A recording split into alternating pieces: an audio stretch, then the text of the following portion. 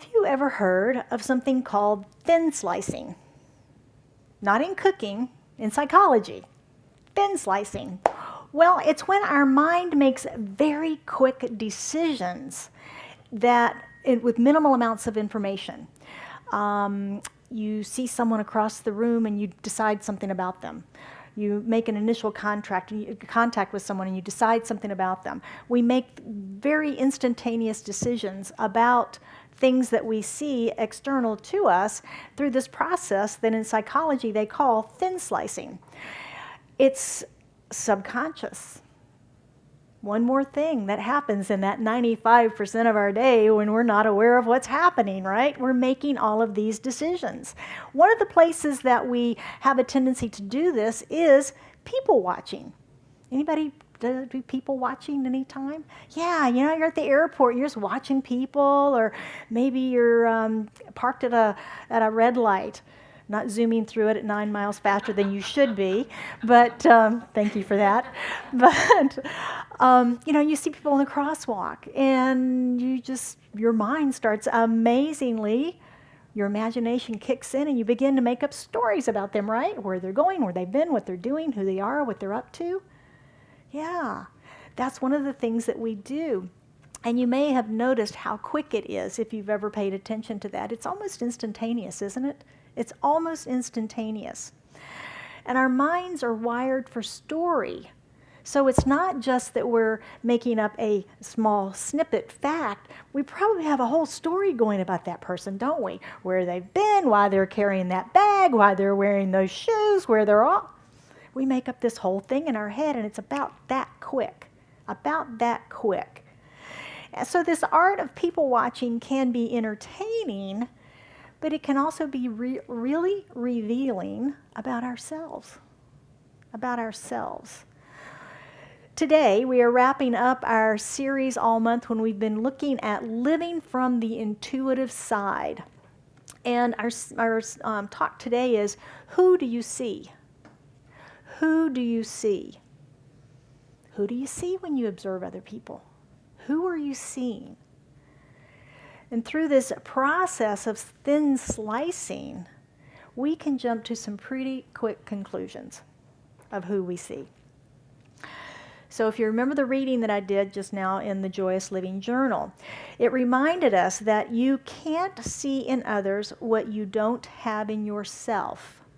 You can flip that around a little bit, that you can't see in others what you can't see in yourself. Often you project onto others what you don't want to see in yourself. And in this way, the people in our lives become a mirror in which we can more accurately see how we are feeling about ourselves. So that's 3 pretty big statements in that reading this morning. I'd like to work with those a little bit. The first one is we can't see in others what we don't have in ourselves. Another way we can say that is we only see in others what we have in ourselves. And this is that science of mind teaching. If you got it, you spot it. If you spot it, you got it. I'm reversing my words this morning. If you spot it, you've got it. Now, it's one of my least favorite teachings in the book, but it's also one of the most accurate. Right? Friday night at dinner, Ron and I were talking about shorthand. Now, I don't know if you have interesting conversations like that in your marriage or not, but, we sometimes do. But I don't even remember how it came up, but we were talking about shorthand and how both of our mothers knew shorthand, but we didn't learn shorthand. We weren't taught does anybody in the room know shorthand? Oh my gosh, look at you guys. Wow. Well, okay, good for you. I don't. I can't read it. It's like hieroglyphics. We've got a slide. One of them, okay, can y'all read this? Translate. And then hieroglyphics down there. I don't know what that is either. So I don't know what those things are. And if it's unfamiliar to us, to majority, I'll say, in the room, that it's something that we don't know. And that's the meaning of this idea of if you spot it, you've got it. Because we know it. We can see it in others, right? We have a familiarity with it.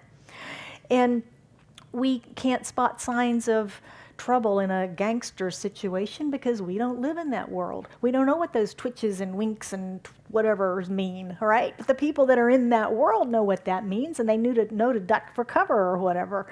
We don't know that. And on the flip side, what we do notice, we're aware of because we have a matching frequency, right? We talked about frequency a couple of months ago, vibration and frequency. We have a matching frequency to that, so we can recognize it. We see it. We see it. Ernest Holmes, the founder of Centers for Spiritual Living and the author of The Science of Mind, which is a philosophy that we teach from, he says the eyes of themselves cannot see. The mind within does the real seeing, the real interpreting of what the eyes look upon. The eyes can truly be called the windows of the soul. So we filter and interpret everything through our conscious and our subconscious beliefs. We see with the mind. We see with the mind. And this is why shifting our perspective can be so challenging for us, because really what we're doing is we're changing those beliefs, aren't we?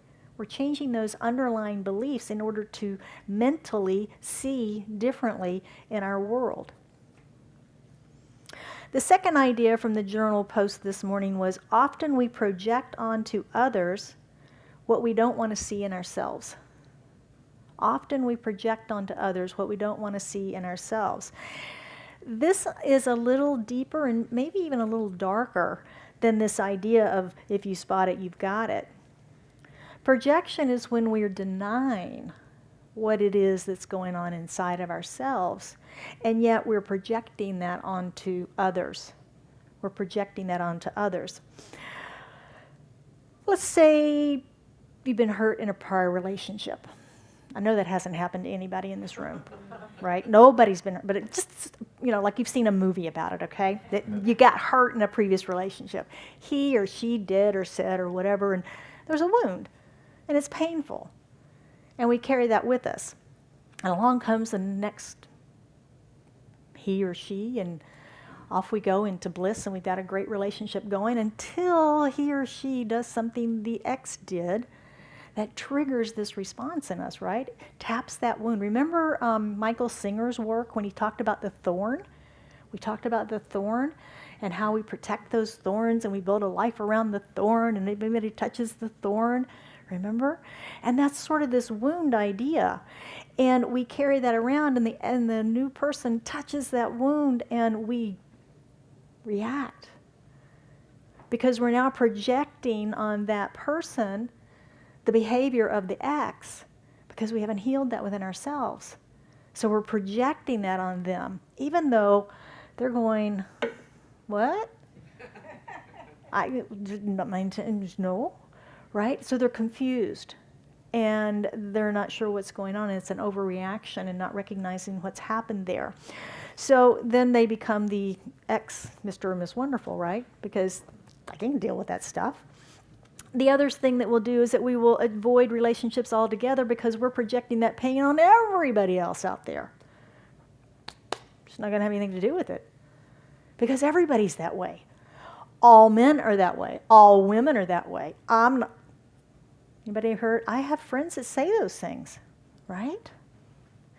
So projection is dangerous because it's painful and it's damaging to the other person. And they are confused by the behavior. So once again, we have someone that we can blame, right? They walked away. I didn't do it. We have someone else that we can blame. So the final idea is that people in our lives become a mirror in which we can more accurately see how we are feeling about ourselves. Now that one's interesting, and I've pondered that one a bit this week.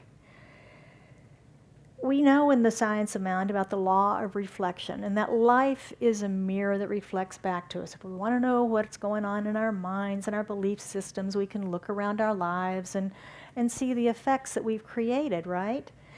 And as you think about this idea that how we're feeling about ourselves, it brings into play things like worthiness. It brings into play things like our abundance consciousness. It brings into play all of those beliefs and who we're surrounding ourselves with in our lives. We've got a beautiful mountain picture here, and you can see the beautiful mountain reflected, just a nice mirror image reflected into that lake. And sometimes these reflections in our lives can be delightful, beautiful, positive, and sometimes not so much. Anybody else ever had that experience where you look around and you go, that mirror must be cracked. That's not me. How did that happen? Yeah, I've done that. There's no way that that's a reflection of me. I don't think that way. I don't live that way. I don't believe that. Yet here it is. And I've been taught that the law is infallible, that it works alike for everybody. Right? The science of mind is very clear. And this is important.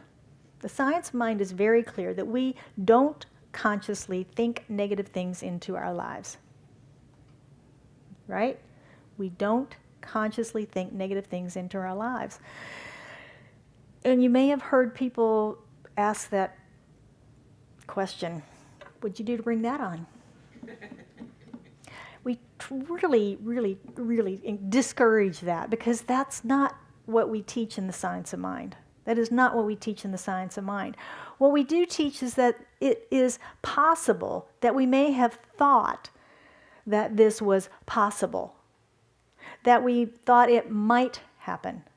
Perhaps we had a fear that it would happen at some point. Somehow we allowed it entry into our mind. Now, if you think about society today, that's really easy to understand. We are bombarded with information, aren't we? News, TV programs, movies, conversations. How much bad news do you hear from friends and family and coworkers? Medical challenges, issues with this, that, and the other.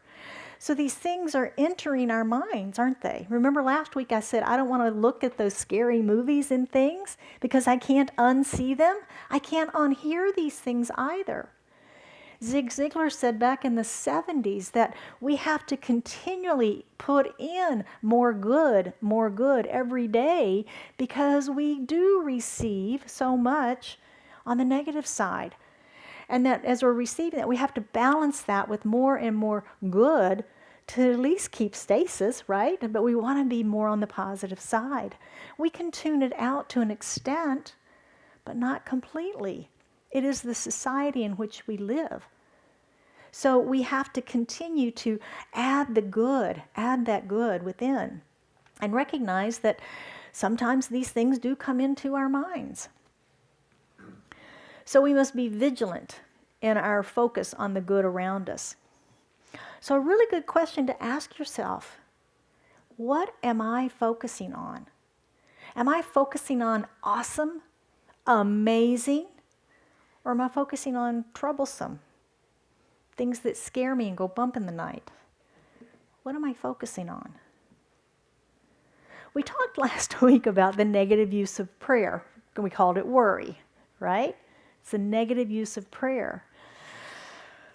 Well, I've discovered another thing this week, something I've sort of known about, but I have a tendency to assess the risk before the rewards. I have a tendency to assess the risks before the rewards. And again, I've known it for a while, but this week we have been engrossed in our real estate company in acquiring a relatively large piece of land. One of the partners is where can I sign? Let's go, ready to buy. And I'm putting the brakes on, going, wait, let's do some due diligence. Do we have access? Do we have water? What's the plan? What are we going to do with this piece of property?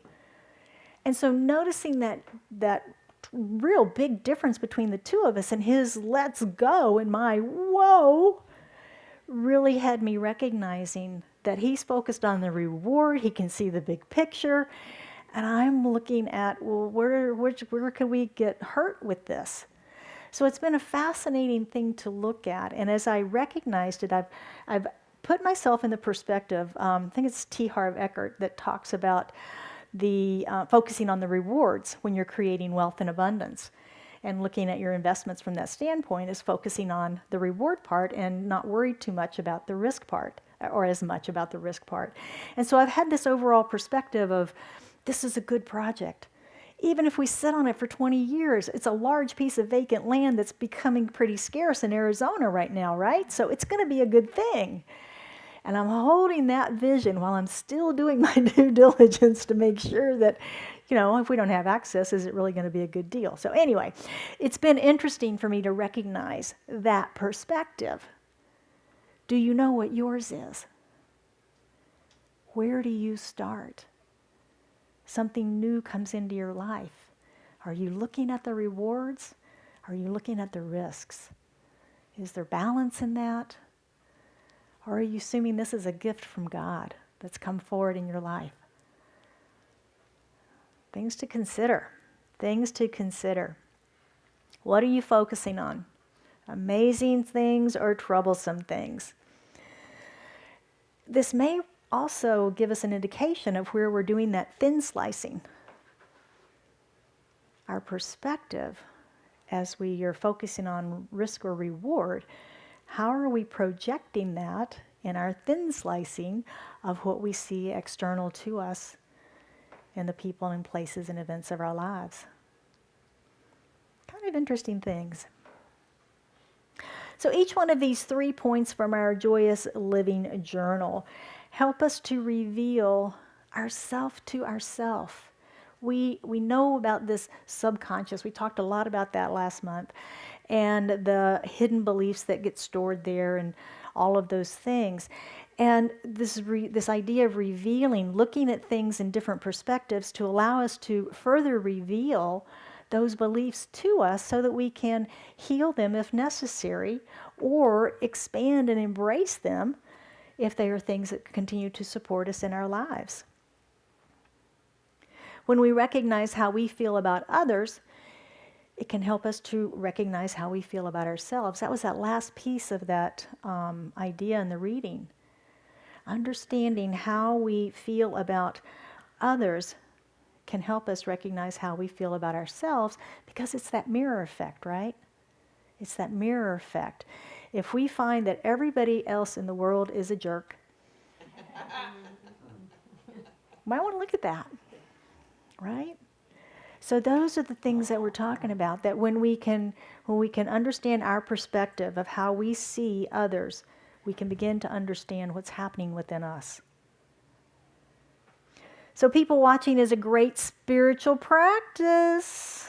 So next time you're at the airport or watching people in the crosswalk, see what's going on, and then watch what's going on in your mind. See what you can learn from that. Well, let's wrap it up today with our practicing our principles and take a look at some of the ways that we can practice our spiritual practices this week for deeper reflection and seeing the light in others.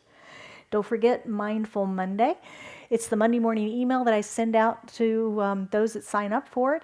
That gives you the quotes and notes and the more detail in these spiritual practices. Comes into your mailbox every Monday morning.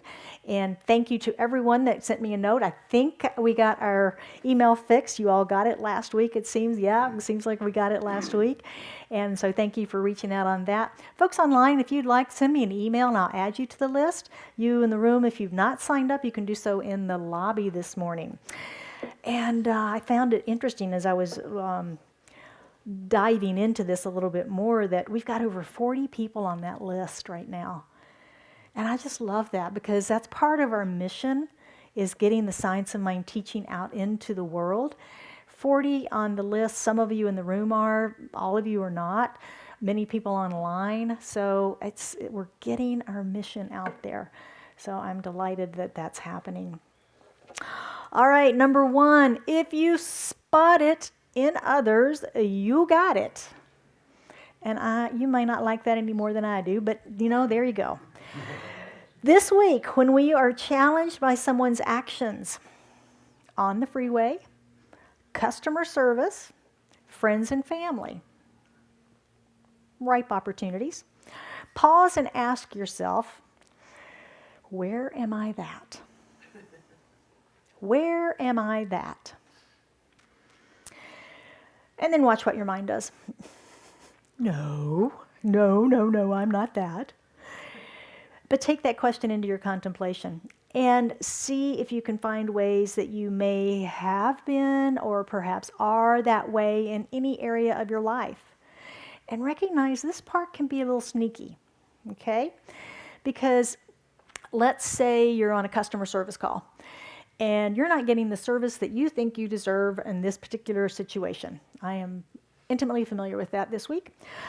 So you might get upset, right? And you're just not getting the response that you want here. And you ask yourself, where am I that? I'm not that. I am very kind and compassionate with my customers. I'm giving them great customer service. I take care of them. I solve their problems.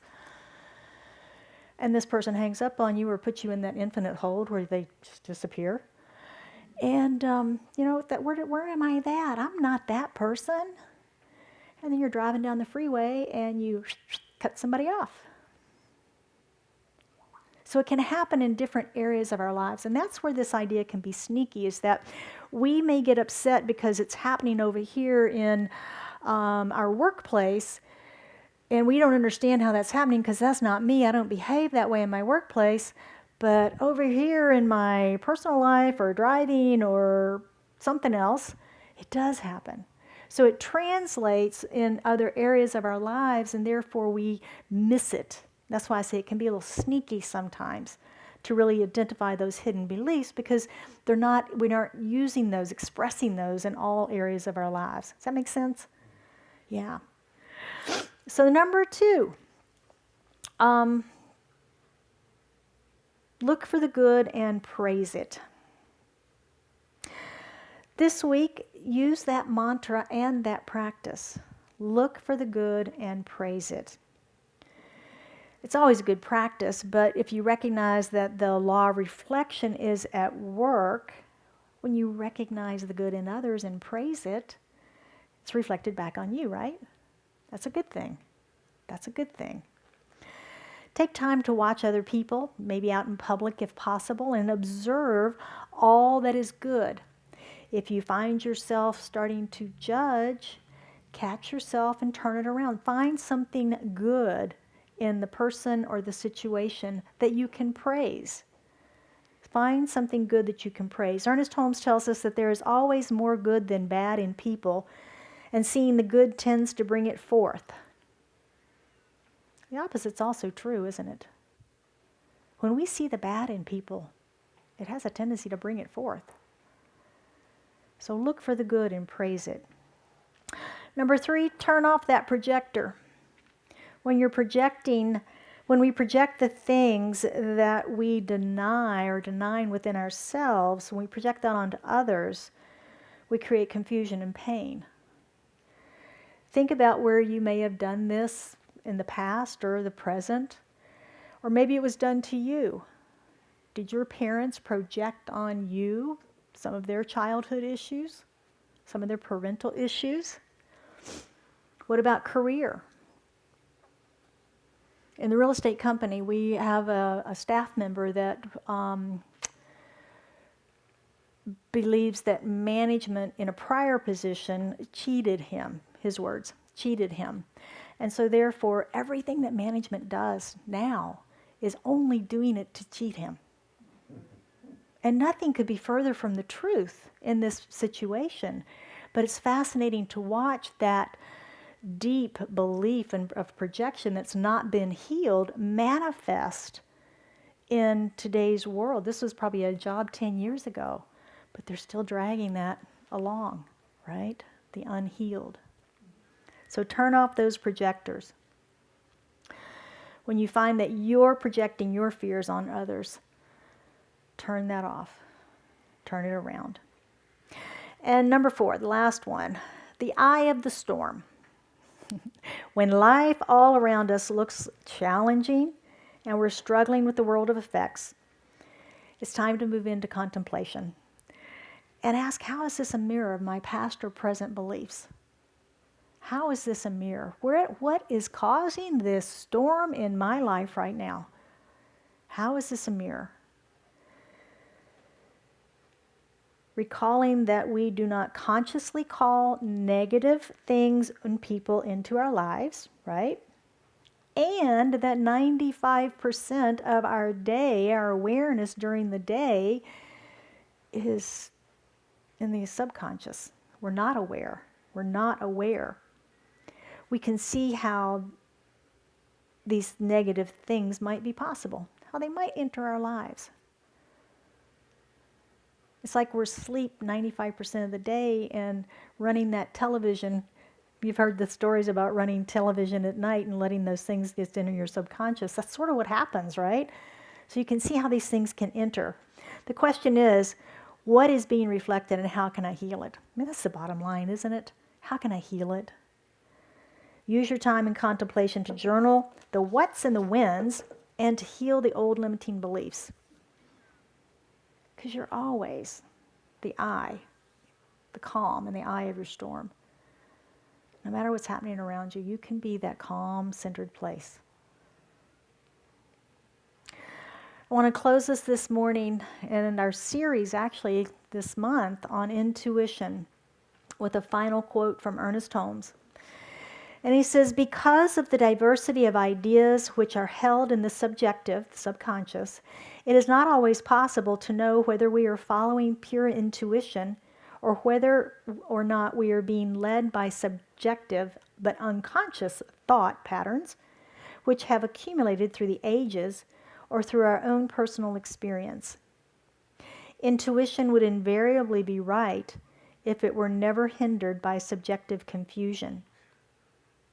The best we can do at present is to watch these actions and reactions very carefully, always working to know that pure intelligence alone leads, perfect love alone guides, and goodness alone controls.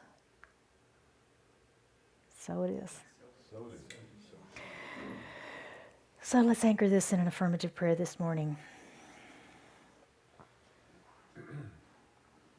How good it is that we go within and recognize the infinite presence, that one love that is all love. It is God. It is the source of all.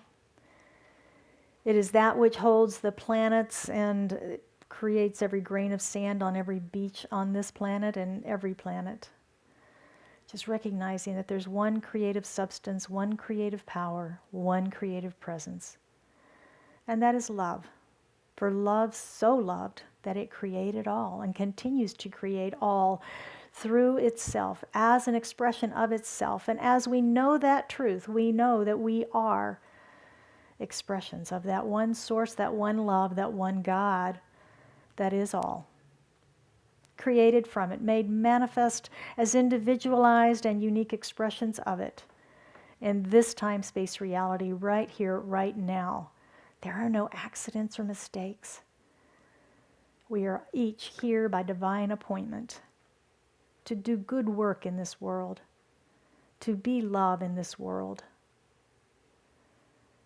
And I no claim and accept for each of us this day that perfection of life that has its way through us as we open and allow Spirit to bring forth clarity, to bring forth healing, to reveal that as the healing that we are, the health of our bodies that we are, the perfect designs that we are in each and every one of our bodily functions.